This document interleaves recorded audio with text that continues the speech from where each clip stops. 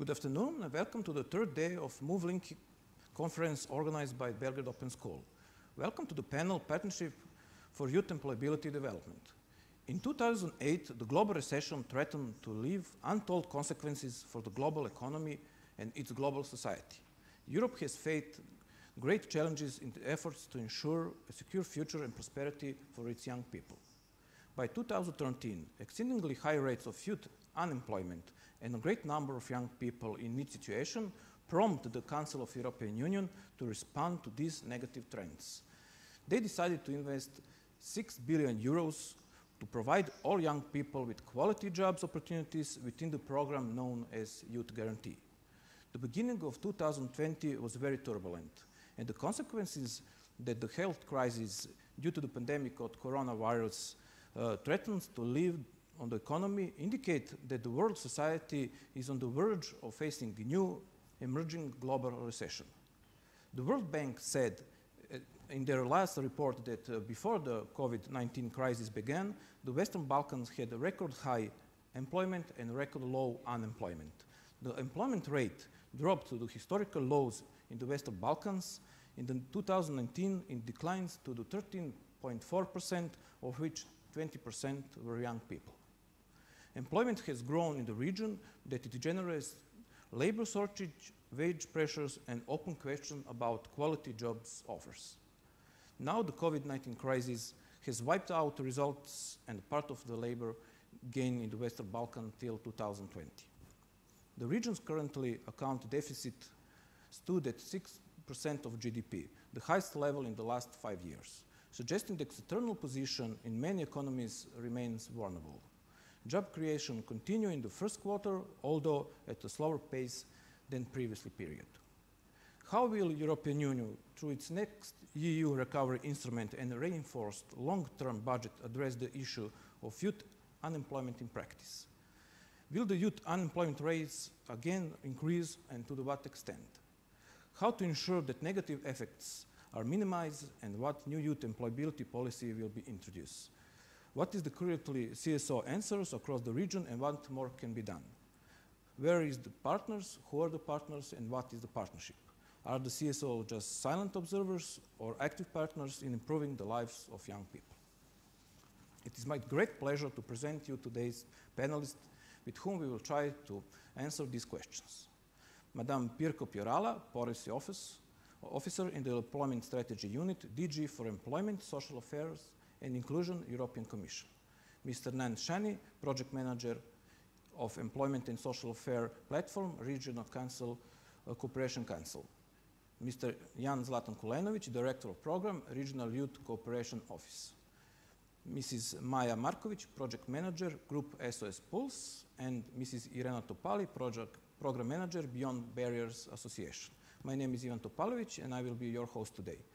If you have some questions, feel free to use your chat option in Zoom, and we will answer after the panelists have their open debate.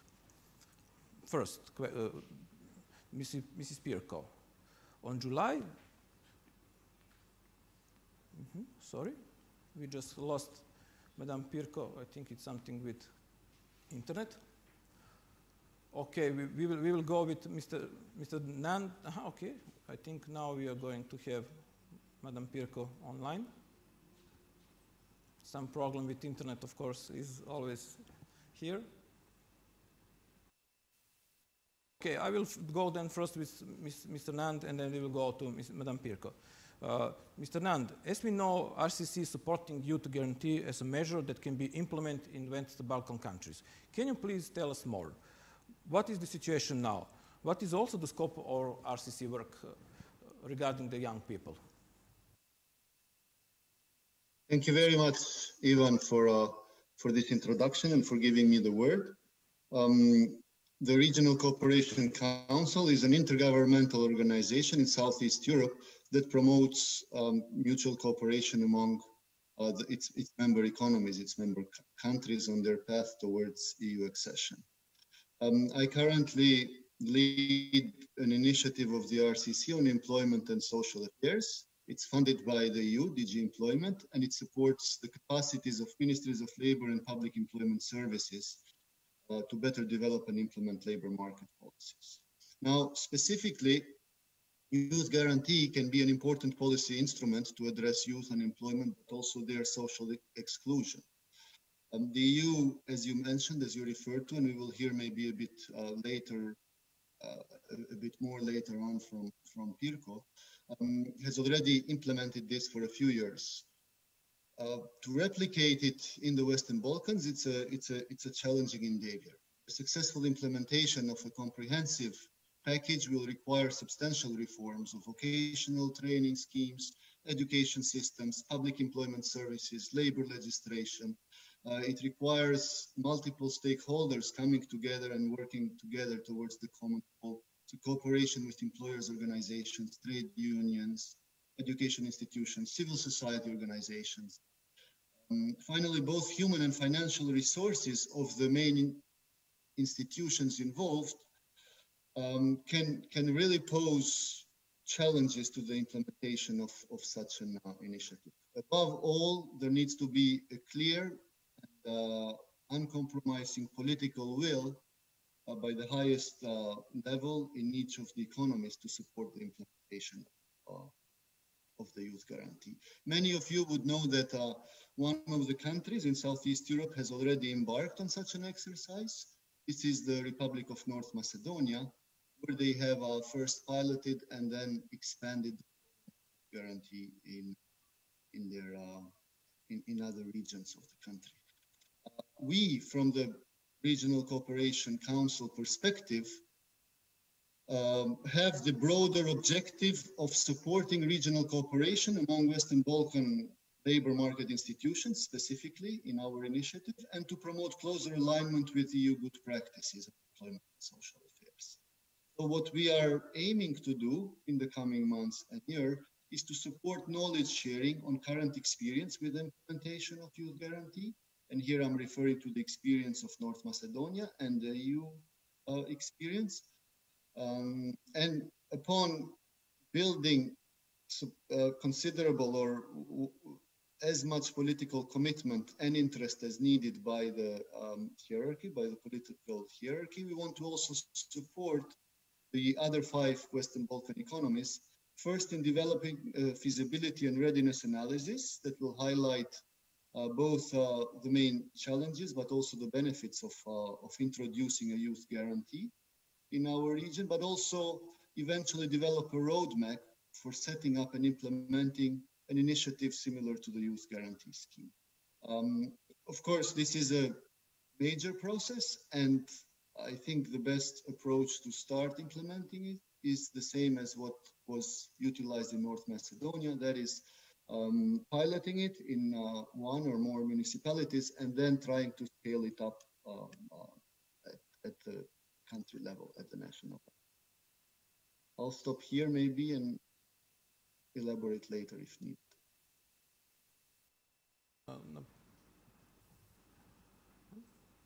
Okay, thank you very much, Mr. Nand. Now I will go to Mr. Jan Kulenović.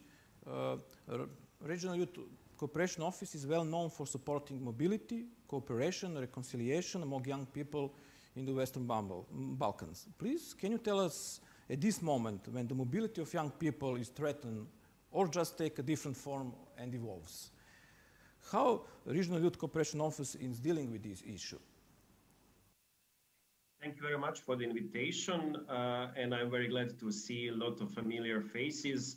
I mean, this situation with COVID, of course, immediately stopped any mobility, physical interaction and exchanges. And as you said, RYCO's mission is primarily to support that kind of exchanges of young people, especially in the field of peace building and reconciliation, and generally to empower young people to regionally cooperate more. So obviously it was a problem, and at that time in March, 61 grantees that we supported were not able to do that kind of activities. So that is, let's say, one challenge on that programmatic level that RYCO faced.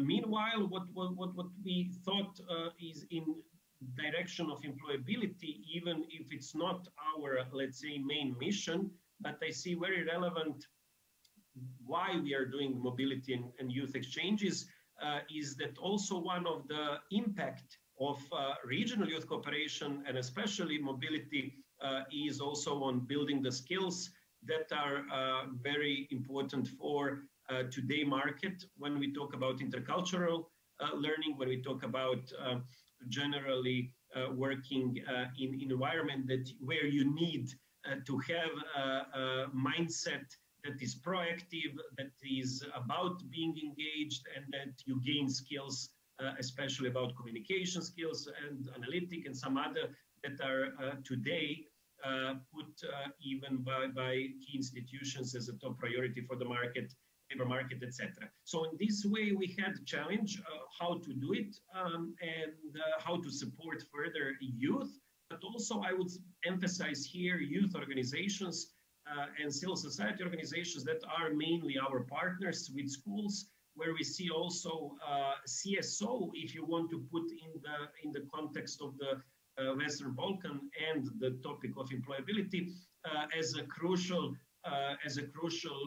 let's say, stakeholder that gives opportunity also to youth and youth workers to gain additional skills and maybe first even working experience for different youth organizations, which will help them to be more attractive at the labor market. So not to forget that CSOs are not only doing the impact of helping young people in general, but also are employers or at least organizations that can support for their volunteers, activists, and the staff also development of certain very important skills for 20 plus.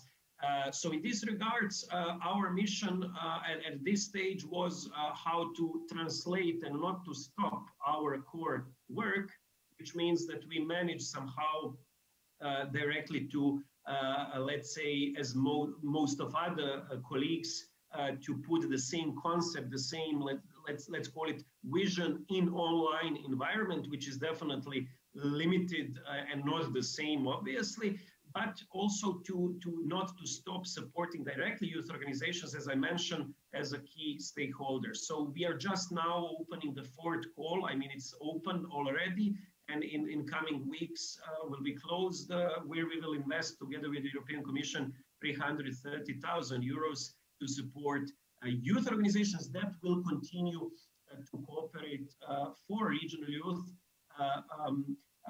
cooperation in a way that, of course, new reality or new normal, however you will call it, will maybe not help them to have physical meetings in the coming months, but at least to continue to work jointly, to support each other in the region, and to have another opportunities that are maybe digital, maybe we are not fan, but also we should remember that youth today and this new generation is anyway very stick to the, let's say, digital communication tools, and in this regards, although I don't like it personally as the key thing, I would say that is adjusting also to their needs and helping them further to develop the skills when we talk about employability. And for us, what is more important, to influence in the region for some better environment and better region where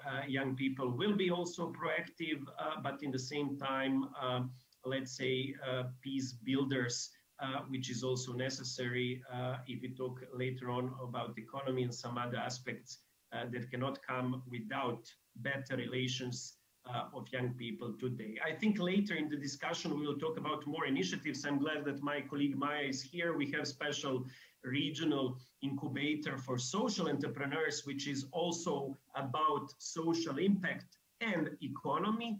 And also I see here Ira and some other colleagues that are more involved in the RYCO WB6, which is another RYCO initiative about voluntary exchanges. And very soon we will also support young people to do voluntary work in other places, which has, as you can guess, immediately a relation with employability also, because if you have that kind of voluntary work experience also, or experience of volunteering in different working environments, it will be very helpful for you. So more about that later. Also, colleagues are here.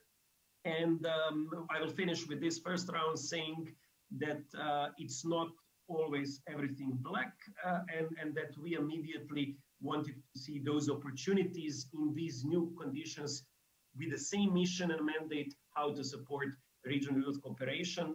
And I think it's very also inspiring topic, including your conference today, to see variety of approaches and methodologies, how to do it from different policy side, with concrete measures, with grant making, with different types. And I'm very glad to hear also other colleagues and to learn more from them. Thank you.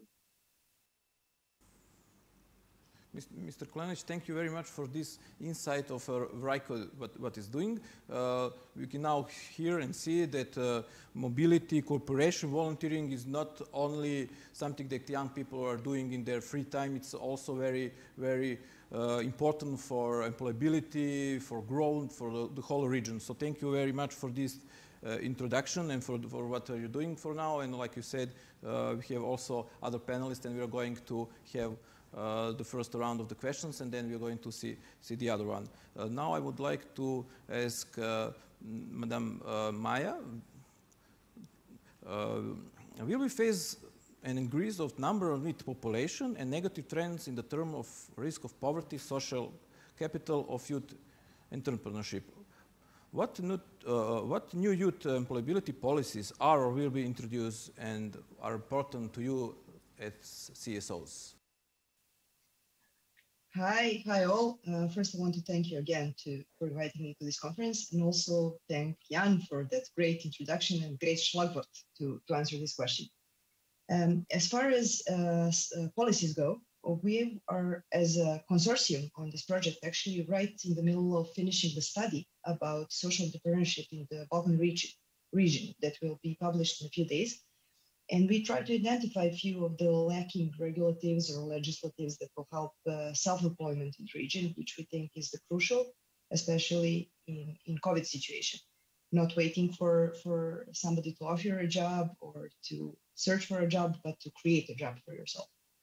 So with this, I'm primarily kind of announcing our social entrepreneurship study in the Balkans that is going to be published in probably next week. And what we have discovered is that the maybe crucial piece of missing legislation in the Balkans is actually the one that is regulating social entrepreneurship in a way that would give a great framework for young people to start their own initiatives and maybe to create employability for themselves. With that regulation and legislation lacking, we will also kind of advocate or recommend for different things that could be done until that regulation and legislation is in place. So thank you for that question. Okay. Thank you, Ms. Maja, for your brief answer. And I would like to invite Madame Pirkko to... Okay, sorry. Again, we have some technical difficulties. If you can just turn off your video. If you not, we are going to ask one more question. Oh, she's here? So, sorry, no? Okay, we will continue with Irena. Topali, sorry for these little technical issues. Irena, BBA is working with Belgrade.open.school and 5 more partners from Western Balkans implementing the V4ES project.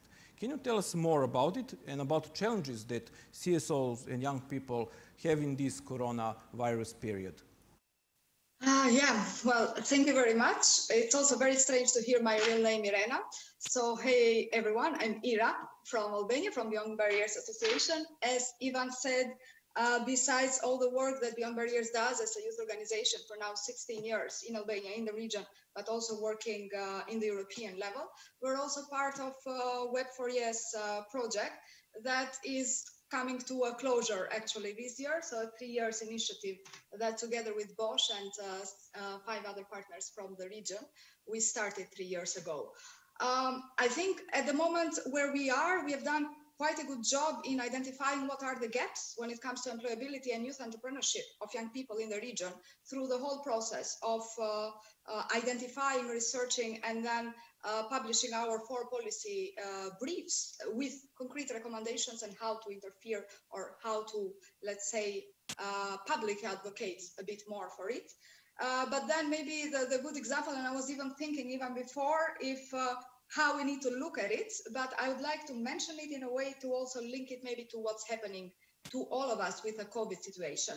So one of our measures within Web4ES project, Western Balkans Civil Society for Support of Youth Employment, was to launch a regional platform, which is actually active, Web4Jobs, that seeks to motivate youngsters in the region for more mobility.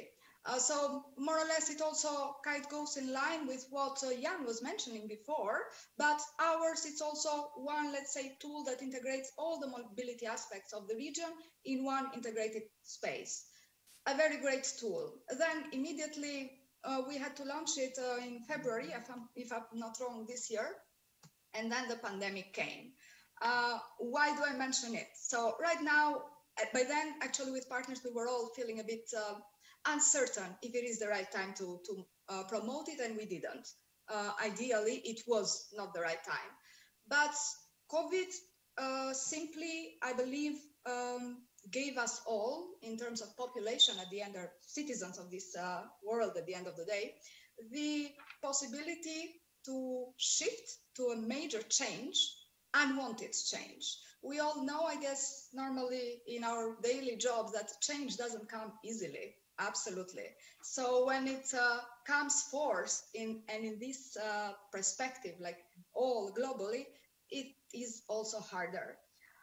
All of the research nowadays, whatever we read so far, says that young people, especially from age 15 to 25, according to OECD, for instance, is the most affected when it comes to employability rates that are increasing month by month.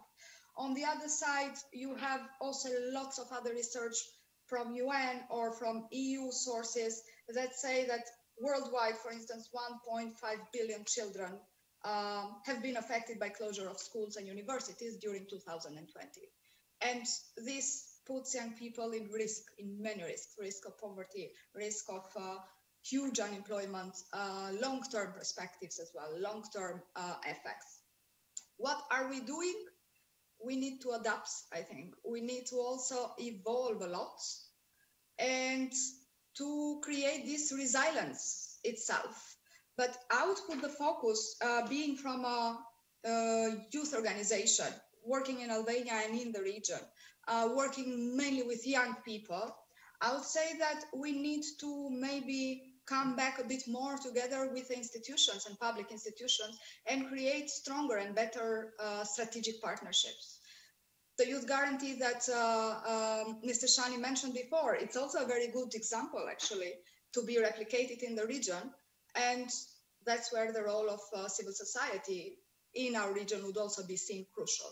So there is steps, I believe, that we need to take, and we are with, I would say, baby steps going there. But definitely, I also believe that things will not be the same. So our daily life has changed, but the change can still be channeled in a way. And we need to go forward with it, to channel it in the right way, as civil society organizations especially, which are out there and say the interconnectivity highway between the grassroots, what happens with young people in real life, transition from school to work to job market and so on, and the public policy level. I think we stand in between of this, and our role is more crucial today than ever. I might be, I don't want to say exaggerating, but I think it is very, very important that we also recheck all our policies and approaches at this time when it comes to employability and entrepreneurship, to adapt them for what is coming, because we also are all aware that the bigger effects are not only what we see now, we have to still maybe face them for the future years to come even. Thank you very much, Ira. Now we're going to try again to have Madame Pirkko. It's very important here. Yeah, she's here. Madame Pirkko, I think maybe it's good that you're last but not least, of course, because everybody says something about youth guarantee. But on July, European Commission adopted reinforced youth guarantee. Can you please give us insight what is new regarding the old youth guarantee and what young people can expect? And what about the youth coming from Western Balkans?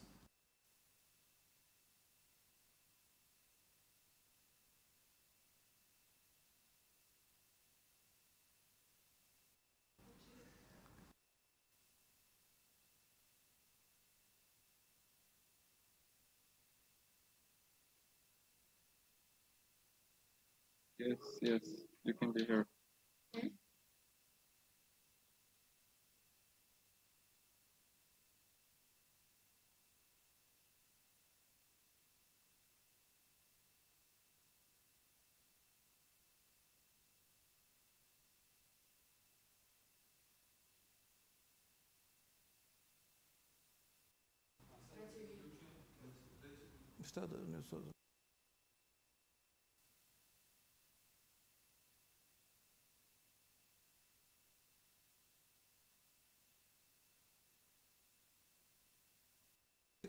Madame Pirkko, we cannot hear you. You must check another, not English, but sorry. We have problem with translation. You must go with the other translation door in the menu. Nothing. Or okay. Okay, so we need to check out this new way of translating. So if you cannot hear you, yeah, okay, we will try to make this again working. So okay, we are going to the next round of the questions, and we'll try to fix this issue with the translation. You know the name of the panel is Partnership for Youth Employability Development. We speak something about employability of young people and what is the situation now in Europe, in the Western Balkans. But what about partnership? I would like now to call Nand and Shani again to give us some insight about RCC and partnership. Who are the partners of RCC? Who are you working with, and how do you see CSO as partners in implementing policy or your activities or your programs? Thank you, Ivan. I wanted to start by highlighting that, much of what we do is very much supporting the economies, the institutions in the 6 Western Balkan countries. So the logic behind RCC's existence and work refers to the value added that we as a regional organization in promoting regional cooperation can bring to national administrations. So basically, the national governments, the national institutions, the officials and experts in the national institutions, specifically for my line of work in the Ministry of Labor and Employment Agencies, are the key drivers of reform and change. We are there to support them. What is important for us is to work with them to agree either on joint initiatives, so areas of work where more than one country needs to be involved in order for it to succeed. And for example, mobility is one such area, international trade, transport, investment, digital integration. So we're looking at different areas of regional integration that can actually contribute to improving the national development goals and objectives of each country. I think change does not happen without the involvement of international partners as well. There is a multitude of partners that work at the national level. However, we as a regional organization, are closely engaging with regional partners and international partners to align our agendas. there is also a huge number of regional organizations, just like RCC. At some point, we were making an assessment, and we identified more than 50 such regional organizations that covered 6 Western Balkans, but in different areas of work. And I think this is, I think, one of the most densely populated regions in the world in terms of regional cooperation activities. So I think very important partners for us as RCC remain the different regional organizations that span the different policy areas, such as trade, investment, education, transport, justice and home affairs, civil society cooperation, and so on. And this is an important resource for the region. We're also engaging very closely with international partners that have in recent years taken a more regional approach, such as both international organizations, UN organizations such as the World Bank, UNDP, IOM, but also some of the bilateral donors that see the Western Balkans as one region. So many of them have developed these regional strategies, regional intervention strategies that they utilize in deploying their funds in supporting the region as a whole and individually. If I make a link to the situation or to the planned work with the implementation of the Youth Guarantee, as I mentioned in my first intervention, for it to succeed, partnership among all stakeholders is necessary. And this is not only the different government institutions, this is national and local, I emphasize, civil society organizations, it's social partners, and it's the international community that can support this. If I may add, even though you didn't ask Ivan, but a bit of a sort of a personal touch on the current situation on the ground and the impact the COVID-19 pandemic and its implication have had on youth and on employment in the region.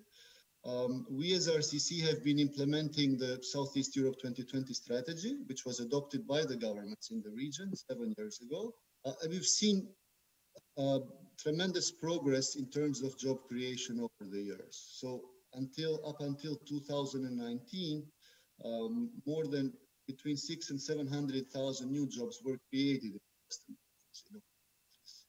And of course, with the current situation, we see an immediate dip in that.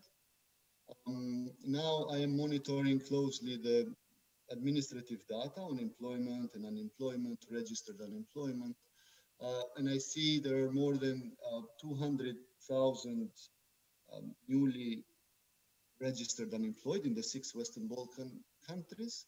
These are people who have actually made an effort, who have lost their job, but also made an effort to register at the about between 20 and 30% of them are young. And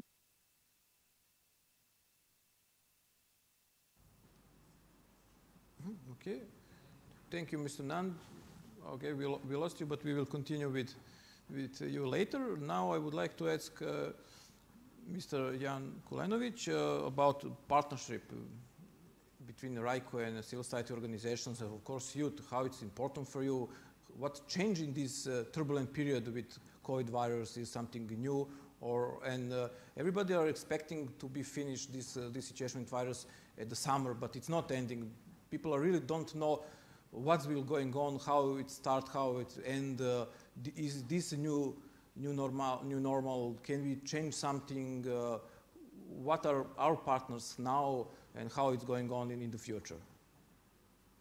Thank you for this question. I think it's very complex and challenging for all of us. I would say, that's my personal opinion, that we will never go back on many of reasons, not Corona as such. I think our governments and school system and some other important institutions saw for the first time what does it mean digital.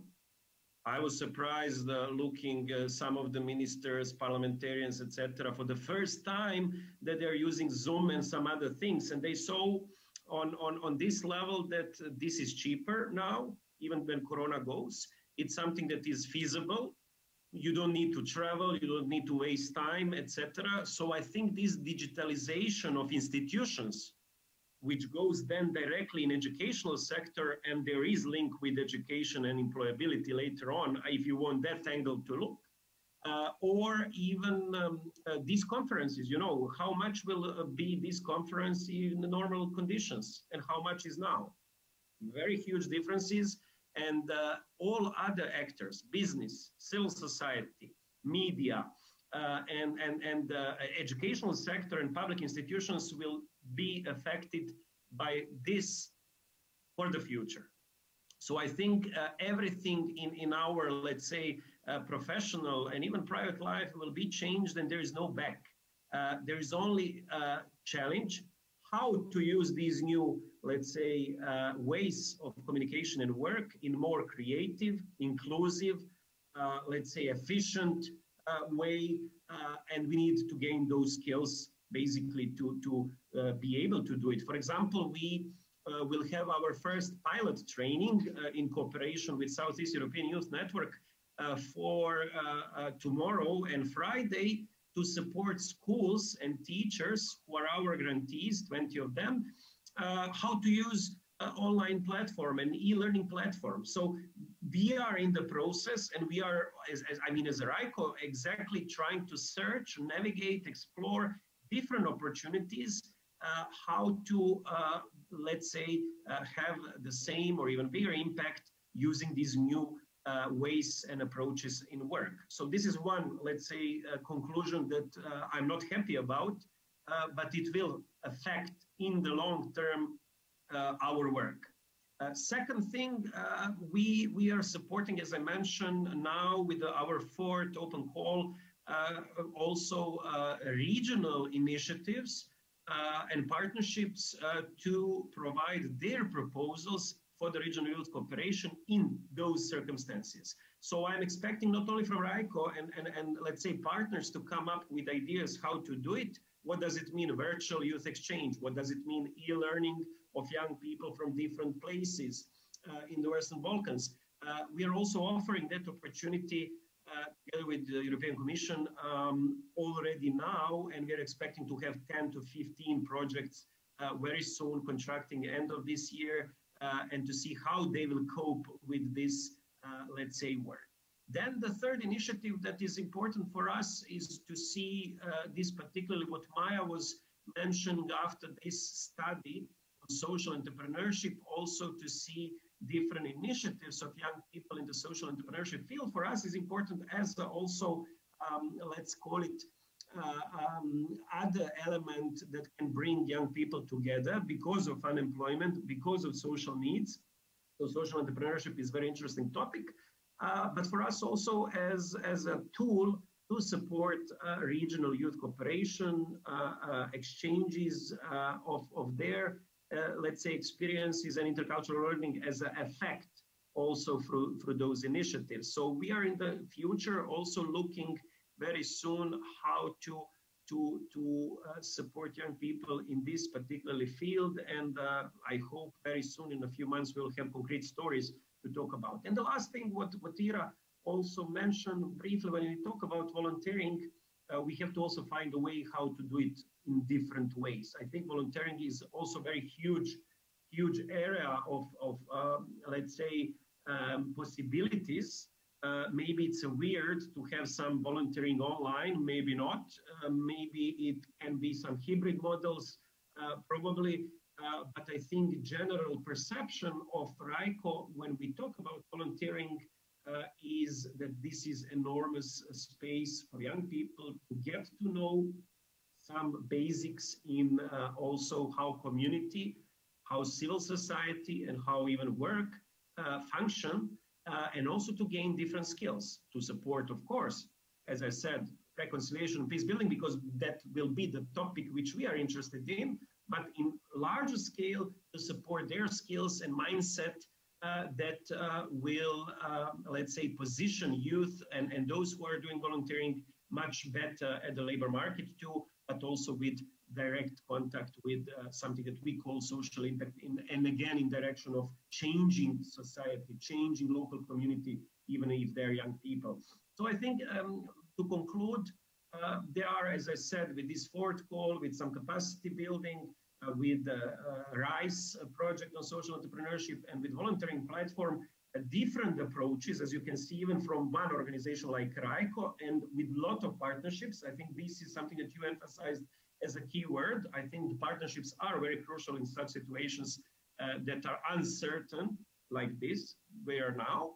And this is something that is, you know, for us maybe, and for me personally, it is more than talking. So we are much more, I would say, action-oriented, to see concrete solutions, and even not being sure which one is the most efficient and let's say the best approach and methodology, as you could see from diversity of those ways what we are doing now. So I would say that I'm in the same time in doubt how we will all survive and go and make some other normal, let's say, life, but in the same time, I'm very motivated and inspired, and RYCO as an organization to explore this diversity of approaches and to create something that can be interactive, youth-friendly, digital maybe, or hybrid, a combination of approaches, and in the end of the day, effective for youth, effective for regional youth cooperation, but also effective if you look in your conference angle on employability and positioning young people generally in society, because without their economic empowerment and their also, let's say, proactivity in community, we cannot have a better region, and changes will not happen by itself. So I think that kind of message of investment in youth directly, with diversity of approaches and ways, very creative, very even without clear picture of how it will look like, but to test, to pilot, to try, is something that would be a recommendation, or at least something that we are trying to do in those new circumstances. Mr. Jan, for this insight. I think you start a lot of very interesting questions, and I hope we will have time to answer a lot of them. I think a lot of us think that after a while everything will be back to normal, everything will be back to the situation like it was, but like you said, the situation forced us to change our habits, to change our skills, to change our educational system. Maybe that's the good part of this very, very terrible situation about the virus and COVID situation, that it forced us to think out of the box. So now I would like to ask Ms. Maja to tell something about the RISE project, about the partnership, how it started, and what's your opinion about partnership between institutions, organizations, and where are the young people in this? You know, the sentence that everything about us, but don't do it without us is something that it's very important for young people. Where are the young people in the partnership between institutions, organizations, and where is private sector in all this cooperation, not only in your project, but also in your work in Western Balkan countries? Thank you for that question. Again, I think it's the perfect time to ask exactly this. I'm going to start from some examples from the project already, because we are in the middle of call for applications to try to find kind of good examples of social entrepreneurship at the moment. And this is our partnership with young people. We are trying to find each day different ways as practitioners. Each day we're trying to find different ways how to reach out to those young people when we feel kind of without many options to go outside, to have physical contact, which we do believe that is one of the most important ways how we connect with young people. Outside with direct contact, with direct talking, etc., etc. So for us to kind of put stress on this this kind of partnership, we have been developing different experimental ways We have been trying to use internet again in many different and maybe not so usual ways, like guerrilla marketing and stuff like that. So we're trying to kind of do additional efforts because we cannot talk to our target group and also our partners directly in the physical space. There are many interesting examples of this. So I kind of tend not to be that pessimistic about how COVID actually affects young people, because we see very many very nice adaptations to the situation. One of the examples could be young people who have started social entrepreneurship that involves cooking. So they used to give cooking lessons to their community. With COVID, of course, you cannot do it because of the social distancing. So they have converted their business into online lessons. So they're, day by day trying to adapt, but to continue doing that, of course, some of the social businesses that have been started within for young people cannot be translated to online thing. But I think that we do see optimism especially in this target group. And I think they're trying to adapt as much as they can. As for other kinds of partnerships, we're kind of a very interesting consortium in this way. Groupe, the organization that I work for, plus RYCO, where Jan works for, and Southeastern Youth Network together with us. Also, OFAGE and Institut Français are trying to bring different experiences from different parts of the world and different perspectives and expertise into making this unique kind of the project that is RISE. And we're trying to combine regional reconciliation, youth, and of course social entrepreneurship to do this. So it's, I think, really fruitful partnership for all of us. As for private partnerships, we don't see many development of that field yet, because of course private sector is maybe the most hit with the COVID situation compared to government and our sector. When I say our, I mean third sector, I mean CSOs. So we don't see much development there, but some of the representatives of private sector are very shyly peeking out, maybe trying to see what we can do with this, how we can how we can come into contact, how we can develop different things. So it's being done bit by bit. Of course, government institutions should be our key partners, and because of our intergovernmental direction. Again, they have also some difficulties in a way to adapt to the situation, but I think they're way more responsive than the private sector at this moment, of course. And as for the project itself, yes, it has been challenging to have mobility project without any possibility for mobility. So, well, at this point, so we're trying to find new modalities, how to do the mobility of young people within the Balkan region with what we have at the moment, and that is mostly just digital ways how to kind of connect them. So we're trying to kind of bridge that gap that we have to face right now. We're hoping that by the end of the project, this ban on traveling will be at least partly lifted, but also we will never do anything to in any way endanger our partners or target groups. So hopefully we will have some kind of better canvas in a few months to work on. Another thing that I really wanted to talk about, because Jan gave great platform to talk about it, it's actually how entrepreneurial trainings can be adapted from something that was usually done in physical space with kind of strict rules on how you do it.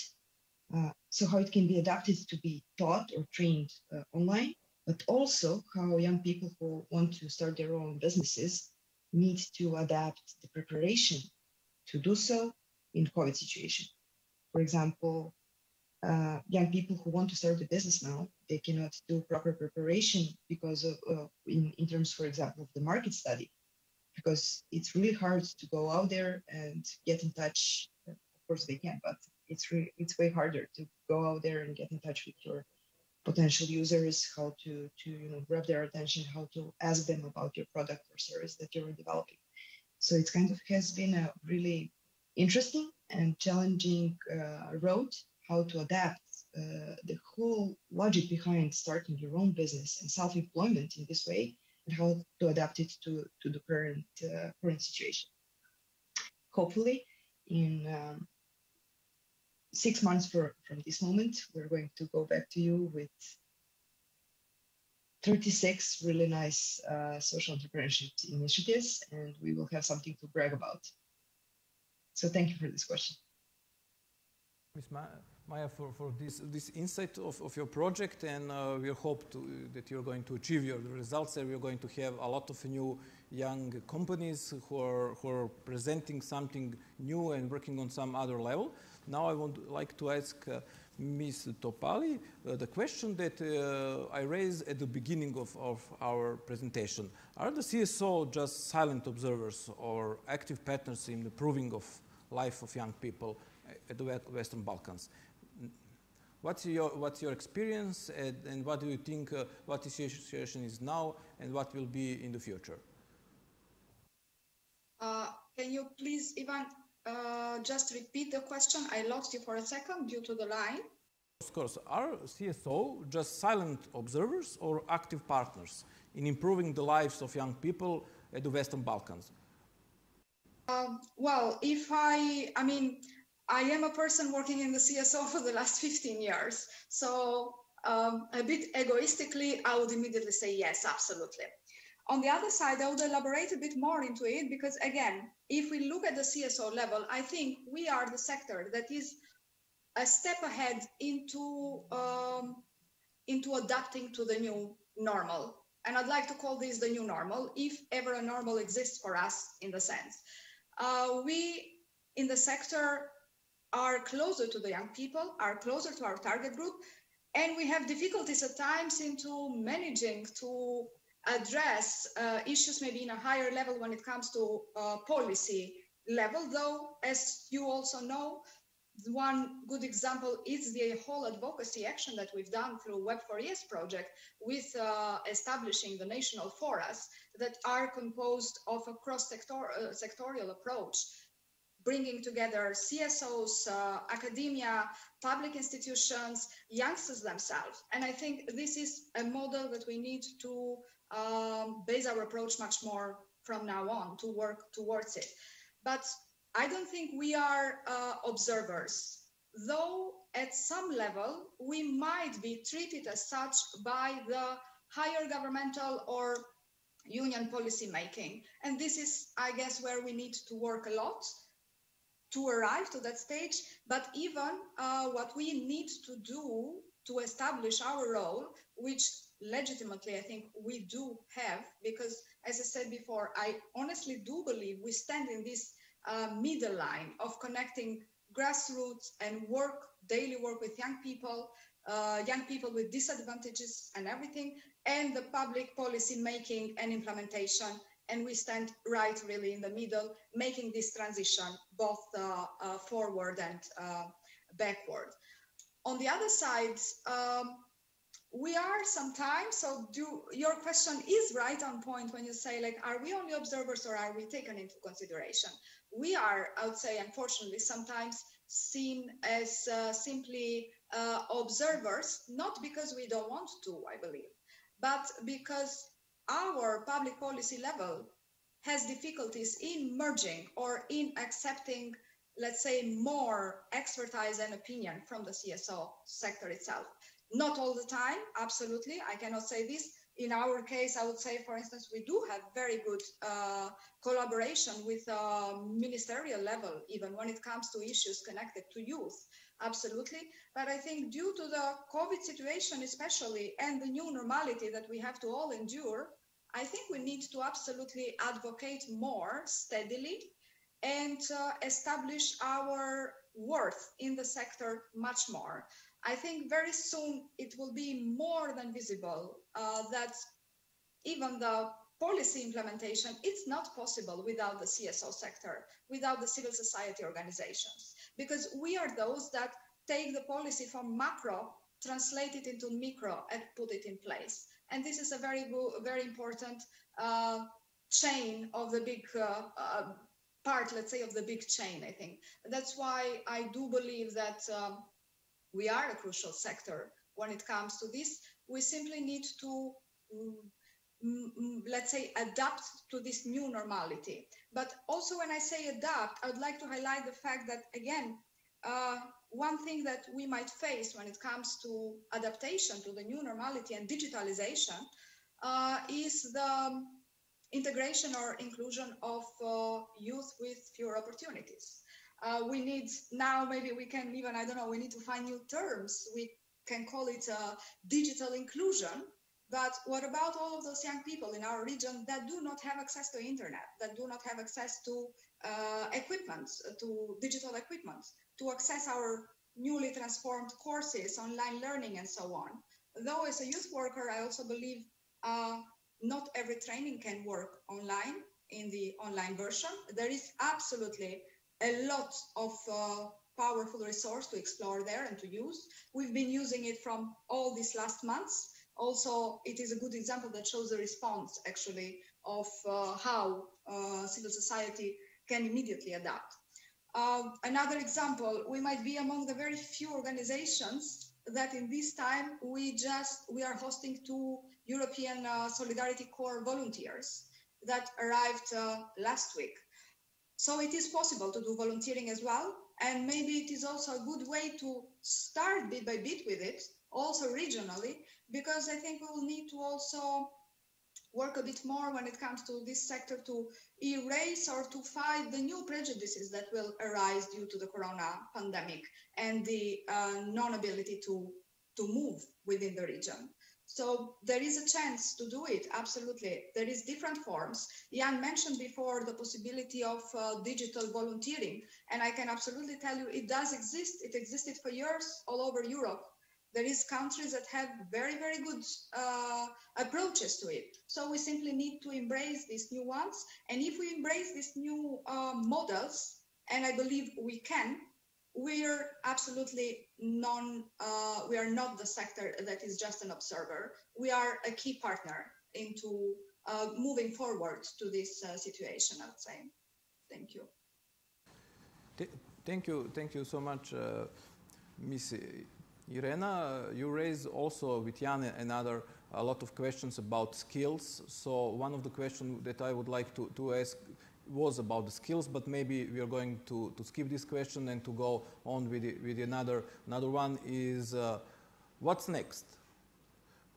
What are the next steps for improving this situation? Where the private sector, where the business? We are speaking about a lot of policies, about partnership between institutions, organizations, intergovernment bodies. We are speaking about young people, but where are our business here? As you know, maybe you know, yesterday European Commission launched SURE as a new tool for improving employability and working with new companies. Also, I'm very sad because Madame Pirkko cannot be the part of this conference because she had these technical difficulties, but idea was to present a new reinforced youth guarantee. Youth guarantee now have 22 billion euros. It's almost 4 times bigger than first youth guarantee.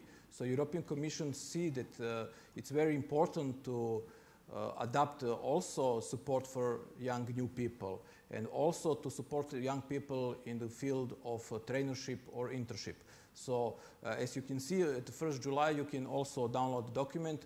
Reinforced Youth Guarantee will emphasize work together with companies to reinforce, again, young people who want to study to have the first experience in the field of traineeship. So again, Mr. Nand, can you tell us something about what are the next steps? Are you going to adapt this reinforced youth guarantee, or something is going to change with maybe cooperation with business more, or in what field they are going to work in the future? I mean, definitely the Western Balkans are looking up to the EU as a moving target. And as you see, the EU is also reinventing itself. In the past few years, they've conducted several assessments of the implementation of the youth guarantee. Some of the lessons learned have been incorporated into subsequent programs. They're also looking at the current situation created by the pandemic, and also including that in, taking that into account in their program. And we as a region definitely will have to follow suit. As I said, specifically, the youth guarantee is a very ambitious exercise. It requires tremendous human and financial resources to implement successfully, and there is mixed results also at the EU level. So we need to sort of cautiously progress towards it. As I said, we're here to support the countries with getting a better knowledge on the overall process, supporting them with some technical assistance if they're interested to embark on it and pilot it in particular municipalities. On a slightly broader level, the Regional Cooperation Council will continue with the implementation of the so-called multi-annual action plan for the regional economic area in the Western Balkans that prioritizes digital integration among the countries in the Balkans, increased mobility within the region, enhanced trade and investment as well, so that overall the economies of the Western Balkans, before making the big step of acceding into the EU, they do have a solid track record of integration between them. And this is sort of our ambition in the Thank you again, Mr. Nand. Before we go to the question for Mr. Jan, I will again like to raise that if you have some questions, you can ask us in the chat, and we are going to see how many questions can we answer. Mr. Jan, once more, again, questions about next steps in the future situation. As we know, RYCO is working not only with CSO, it's working also with the schools, and it's great thing. You also said a lot of things about the skills and what are new skills, very important for young people. Maybe cooperation with RYCO in schools are going to be on some different level. Are you planning to have also cooperation with companies, local companies?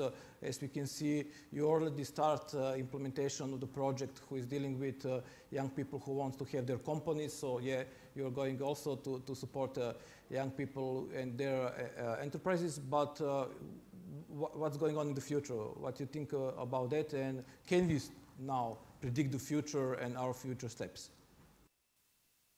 Well, I mean, to predict the future, obviously, especially in 2020, we learned that plans are not always something that is good to have, or you can be disappointed. But anyway, I will come to that in the end. I mean, you mentioned schools. Educational sector is relevant not only for us when we talk about how to, let's say, improve the way of thinking regarding others, regarding the Western Balkans, our neighbors, how to support young people to overcome maybe some parents' trauma and everything that happened in the recent history. So educational sector is in one way very conservative, very difficult to change, but in the same time very important because it has 95 or even more % reach when we talk about new generations. Only unfortunately the dropouts from the education are not included, so they are maybe even better than anyone else in that kind of reach. So what we are planning to do is designing, and I hope already to launch in January, a 3-year initiative that will work directly with teachers, with schools, in designing school exchanges and probably variety of creative approaches that will be focused on intercultural learning and regional cooperation. But as I said in the first place, and you emphasized on the level of skills, those skills that they will gain is something that also supports their employability in the future. I think this concept of us or civil society or other international organizations working directly with schools and trying to support their change and mentality and culture within the system, I think is also a very important approach, and is something that we are very, let's say, enthusiastic to see this new 3-year initiative, and we'll talk probably more about it. So this is one aspect. The second, what you mentioned, and Maja already elaborated, the only direct, let's say, contact with employment as such and entrepreneurship is through RYCO, and we have, let's say, big expectations to see how it will go, because it merges together the regional youth cooperation, our agenda, and also that kind of social entrepreneurship and impact. And that is, in a way, interesting, let's say, example how to motivate business sector in those topics too. So I would say it will be done, as Maja mentioned, as a consortium with different partners, especially our 6 partners in every of our contracting parties. But it will probably be the only very concrete tool when we talk about employment. And then the third point, besides volunteering, what not to repeat once again, what Ira also mentioned, we are looking, hopefully, again, in the beginning of this year, in production of something that will be a regional digital youth tool. We are now entering in this field that we would like also to take advantage of digital media that is, let's say, the key source for informing young people. And this is even premiere, let's say, at this conference, mentioning this initiative can be very good tool for everyone on the level of content production, but also as a channel to and towards young people, because we feel at the moment that RYCO is not so youth-friendly on communication level, much more with vocabulary and appearance to guys that are here and ladies at this conference, but not maybe approachable so much for youth, individual young people. So I would like to do a little bit more on that level and to create one platform. We will see, is it going to be web or mobile application or combination, but something that can promote also your work, work of any interested, let's say, partners, but also young people in the focus for different opportunities, different stories, different examples, different positive, let's say, role models when it is about what others were talking, when it is about civil society, volunteers, social entrepreneurs, young people who are activists, or organizations that are offering something to young people.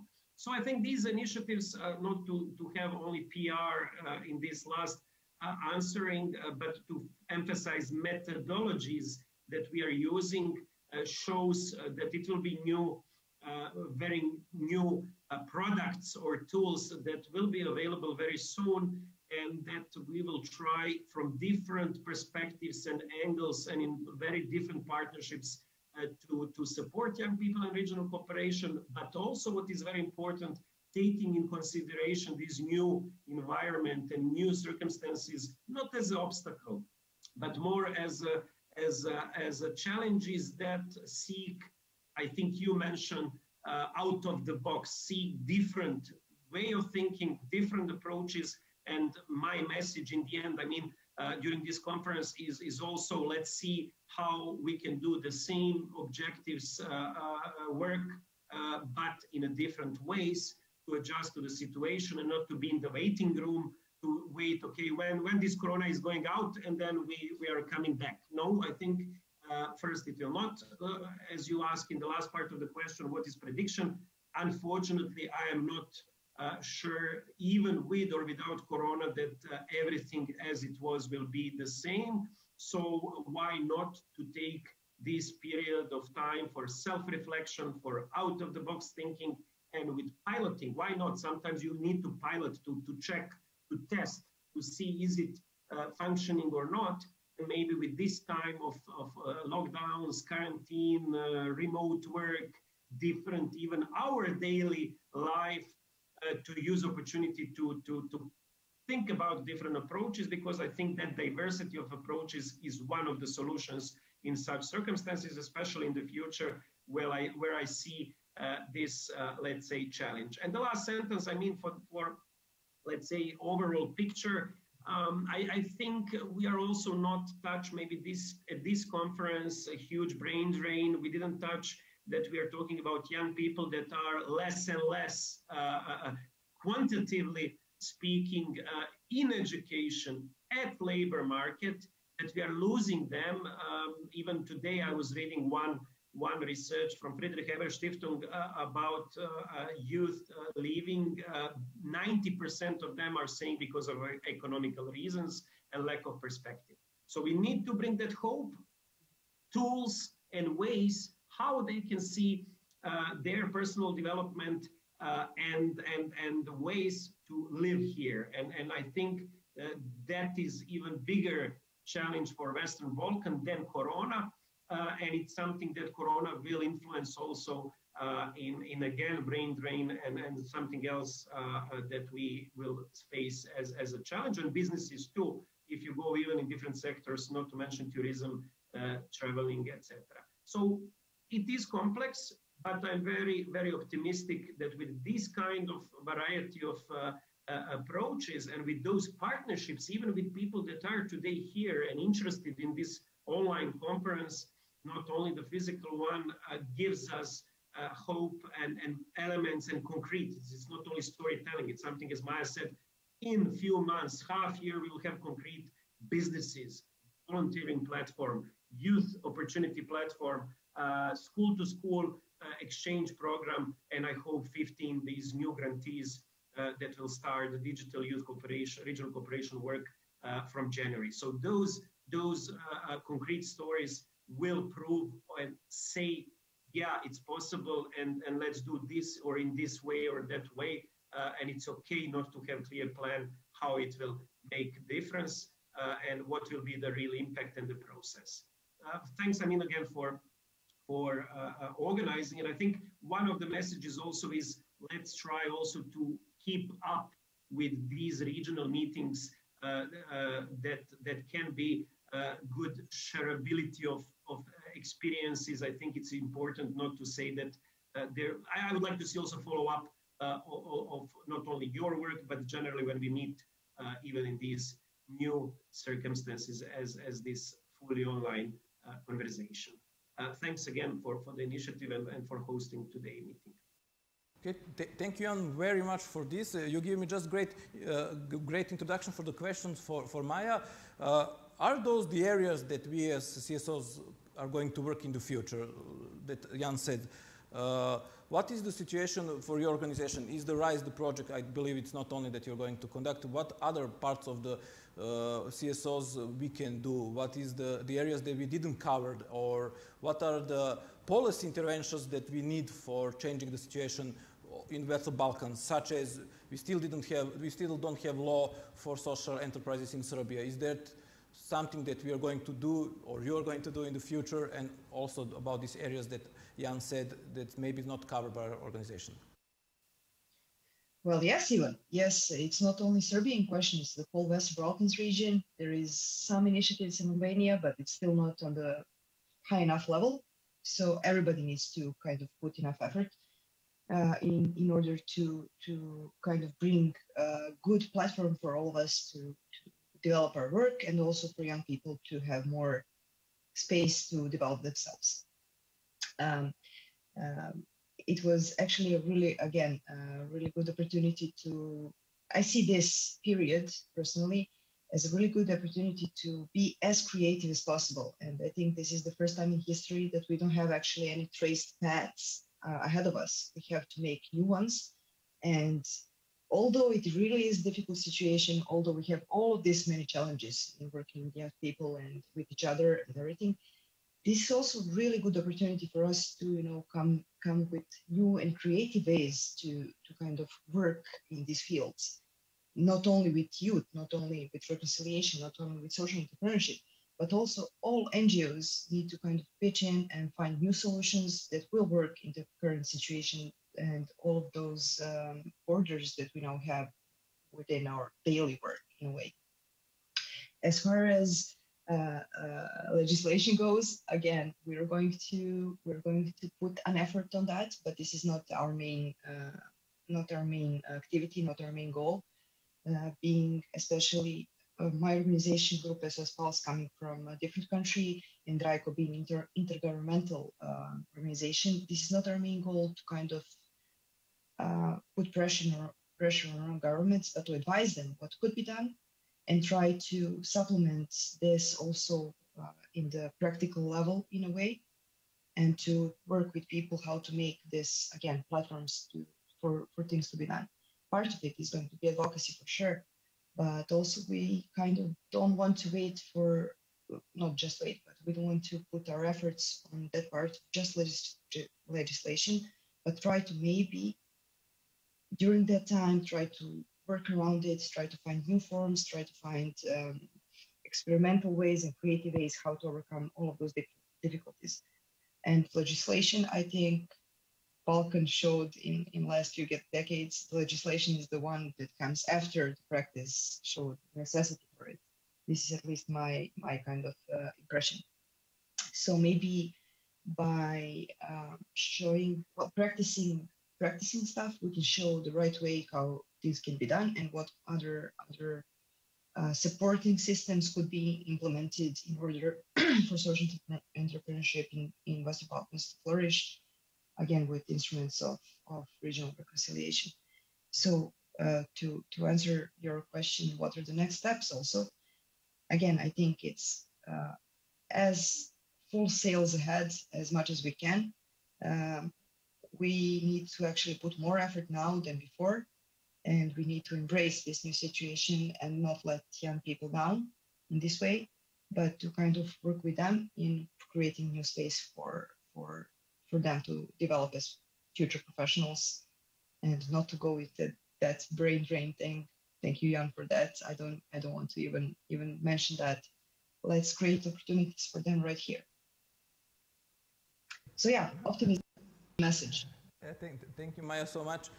Yeah, we have a lot of open questions regarding youth employability. If it is so easy, we will do it over the night, but it's issue all over the world. But now I would ask our friend Ira, can you give us also insight about the next steps regarding BBA, but also regarding the project Web for Yes?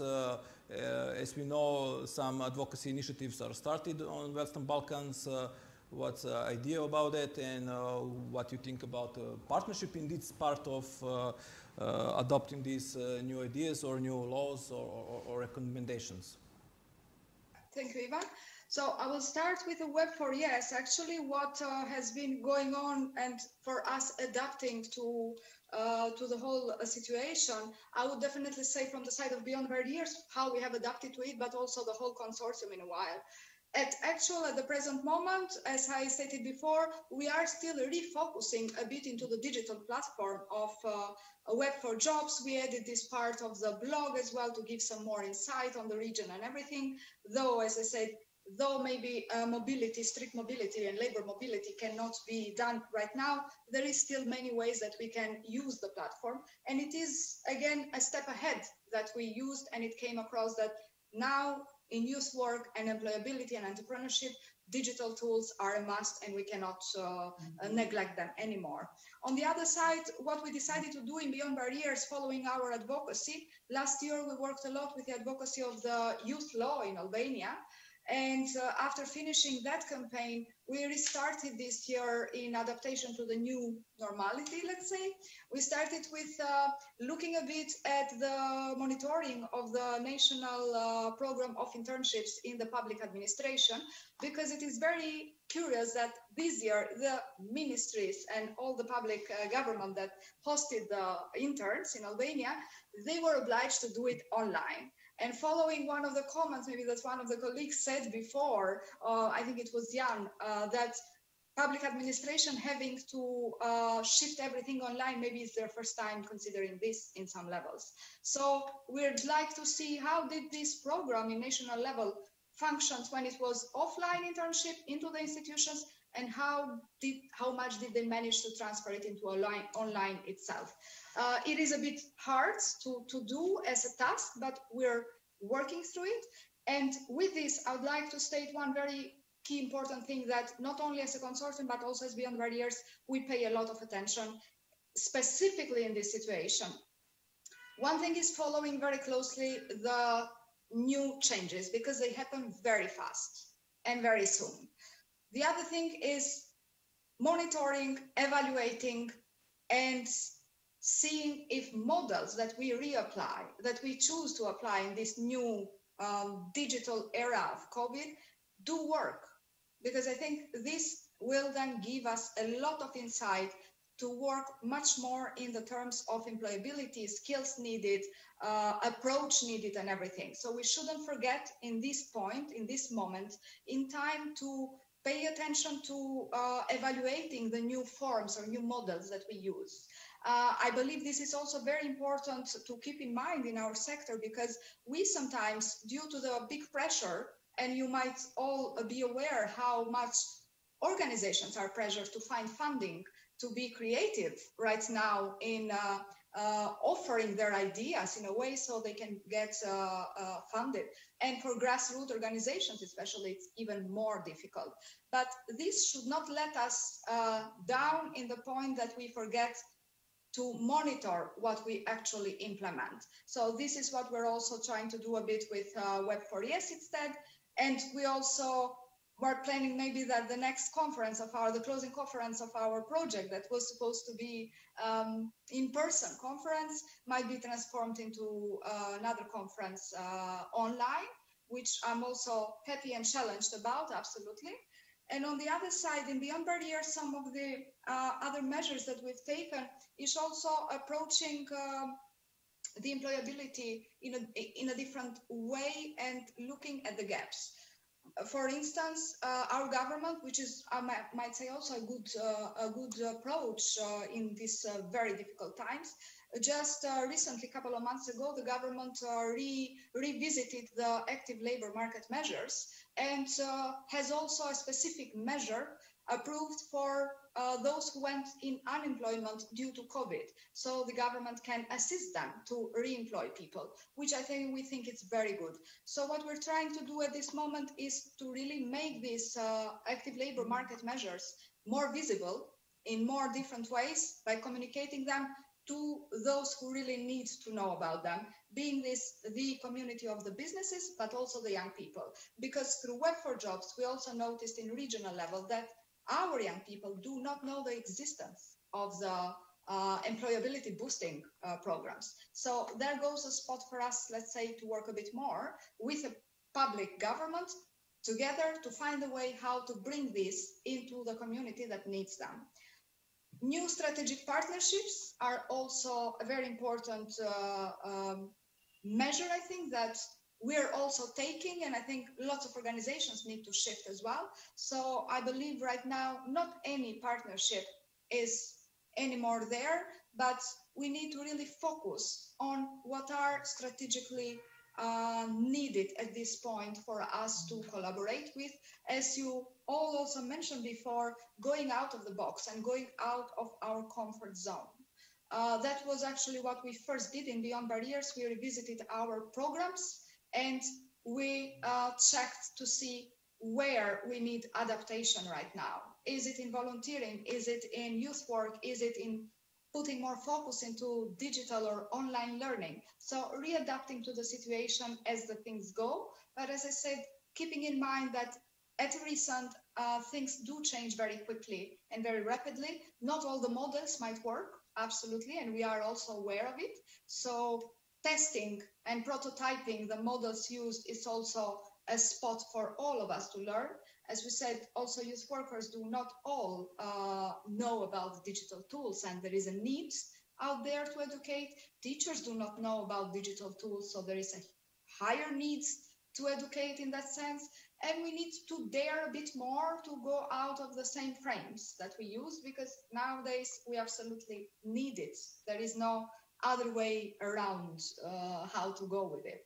So that's more or less the key basic steps that we're taking at the moment with Web4ES itself and within Beyond Barriers with the other programs, because as I said, we have also this interlinked, as you guys also mentioned before. We're at the moment working with Web4ES, employability and entrepreneurship, but we're also at the same time working with RYCO, Southeast European Youth Network, and other partners in the region for the volunteering aspect. So we're also trying to push a bit legally with other local partners as well, how to adapt the legislative terrain, let's say, and to make it more usable for the time being and more adaptable and applicable itself.